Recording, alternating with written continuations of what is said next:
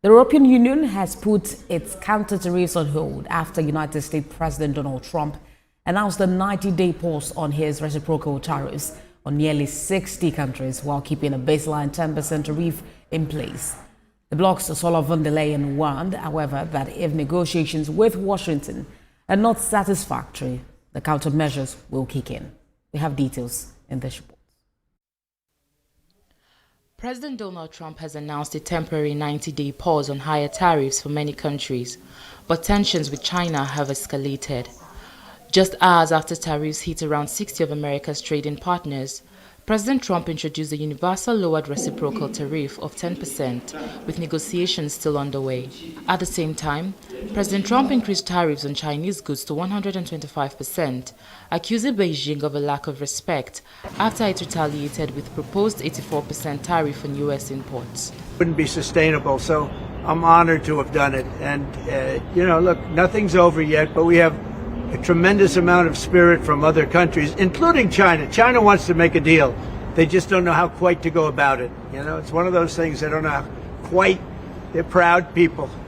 And President Xi's a proud man. I know him very well, and they don't know quite how to go about it, but they'll figure it out. They're in the process of figuring it out, but they want to make a deal. And we have many other countries, as you know. This follows President Trump's controversial decision last week to implement a 10% tariff on all imports to the U.S., in what many are calling the most significant disruption to international trade in decades. The new tariffs targeted countries deemed worst offenders, including the European Union, Vietnam, and South Africa. Market reactions were swift and dramatic, with global sell-offs wiping out trillions of dollars, raising concerns over potential recessions. U.S. government debt interest rates spiked before the president's announcement of the tariff pause, which led to a rally in the U.S. stock market. The S&P 500 surged by 9.5% and the Dow Jones climbed 7.8%. Despite this, Treasury Secretary Scott Bessent insisted the policy shift was not influenced by market movement, though critics like Democratic Senator Chuck Schumer suggested President Trump was reeling and retreating. No, again, President Trump created maximum negotiating leverage for himself, and which tariffs went into effect 15 hours ago. The ones that we have lowered went into effect a week ago, they were announced a week ago, and we've just been overwhelmed by the response from mostly our allies who want to come and negotiate in good faith. So we're going to continue to put that heat on him because the 10% across the board is still in place. The China tariffs are still in place. So point number one, he's feeling the heat, tremendous heat. And that heat is not going to be, we're not going to let up, and the American people are not going to let up. The situation with China, the world's two largest economies locked in a trade war, has seen escalating tariffs and threats, with China now planning to increase tariffs on American goods to 84%. The ongoing conflict raises fears of a significant decline in global trade.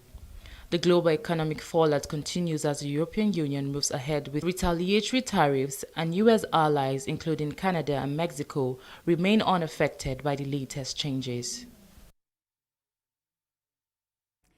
And Global Affairs analyst Benga Onifade joins me live to discuss the tariff wars between U.S. and China. It's good to have you join us. Good afternoon. Hi. Nearly all U.S. trading partners are expected to face this 10% tariff baseline. But how do you think Beijing will feel about being singled out? And do you think there is any indication about how China might actually react to this 104% tariff increase?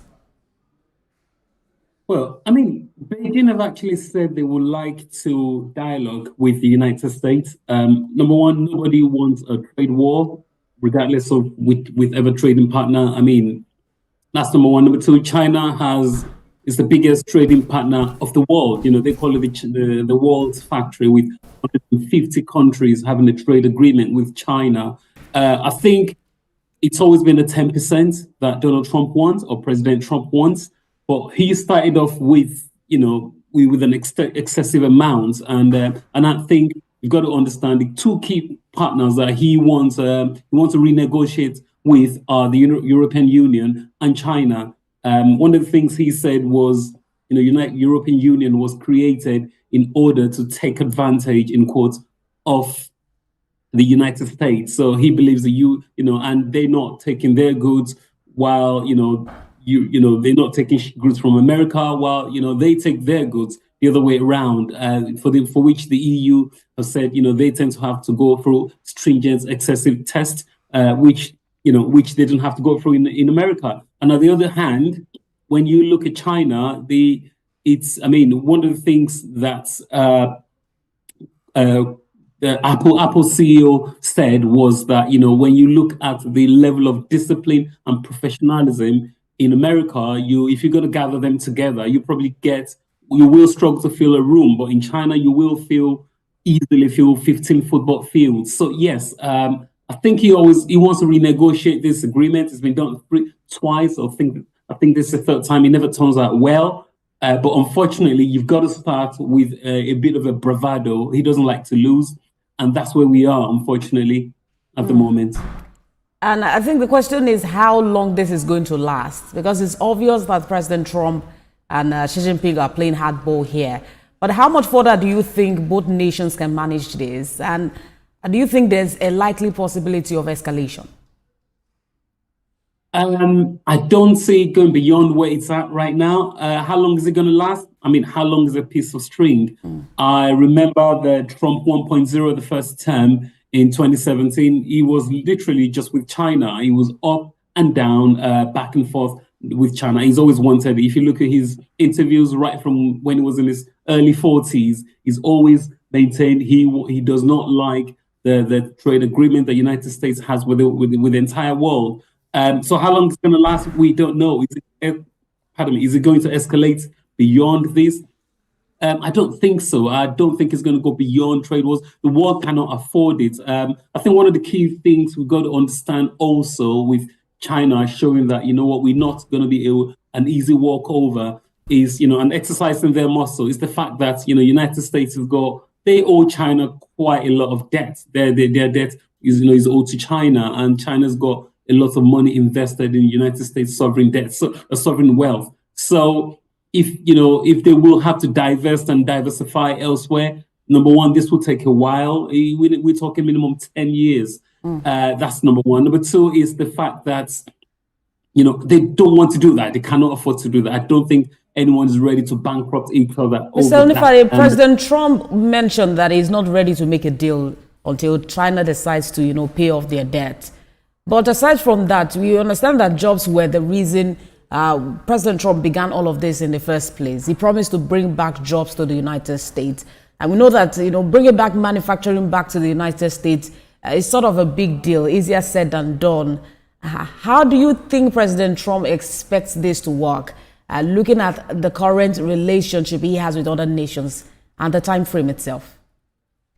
You're absolutely right. Most presidents, they make decisions for their next incoming presidents and for the future. Really, that's what they do. Is it possible? He did say yesterday he believes they could build the iPhone in America. Number one, another point is that he's looking at AI, in the factories and doing this bidding.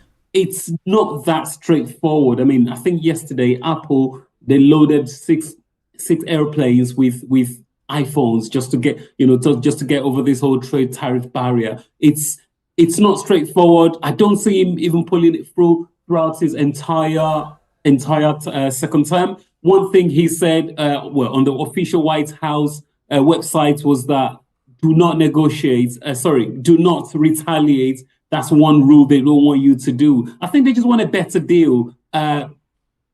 China actually expressed, or Beijing expressed the intention to negotiate, to come to the table this morning. How long is it going to take? I don't think it's going to see it through the entire time, but can they get to a better trade renegotiation? I think it's possible. Like I said again, the big deal is with China. And of course, we saw the turmoil in the markets, and even Elon Musk, one of his biggest bodies, had to speak to him. President Trump has mentioned that he's not going to make a deal until China decides to pay off his debt, and we're seeing China also saying they are ready to fight till the end.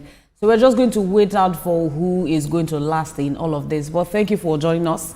Global Affairs Analyst Benga Odifadi, thank you for joining us on the news this hour.